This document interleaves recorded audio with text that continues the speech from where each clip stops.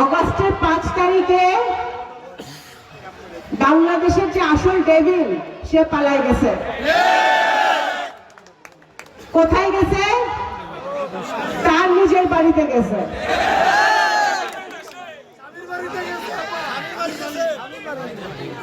বাংলাদেশকে বাঁচায় দিছে, বাংলাদেশকে বাঁচায় দিছে। সেই জন্য আমাদের অবদান যাদের,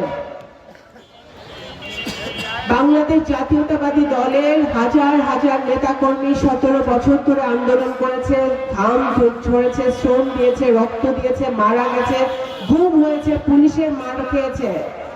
আয়না ঘরের মতো যেসব আয়না ঘর হাসিনা বানিয়েছিল, সেই আয়না ঘরে বিএনপির বহু নেতাকর্মীকে ঠাঁই পেতে হয়েছে। তাদের অবদান, তাদের ত্যাগ, তাদের তিতিক্ষা এবং সর্বোপরি এই বাংলাদেশের ছাত্র জনতা যে আন্দোলন করেছে, কোটা আন্দোলন নিয়ে শুরু হয়েছিল, কিন্তু 17 বছরের বেদনা, 17 বছরের যে গ্লানি, 17 বছরের যে দুঃখ, 17 বছরের যে রাগ, সব গিয়ে ঠেকেছে হাসিনার বিদায় নিতে হবে, গণতন্ত্র প্রতিষ্ঠা করতে হবে।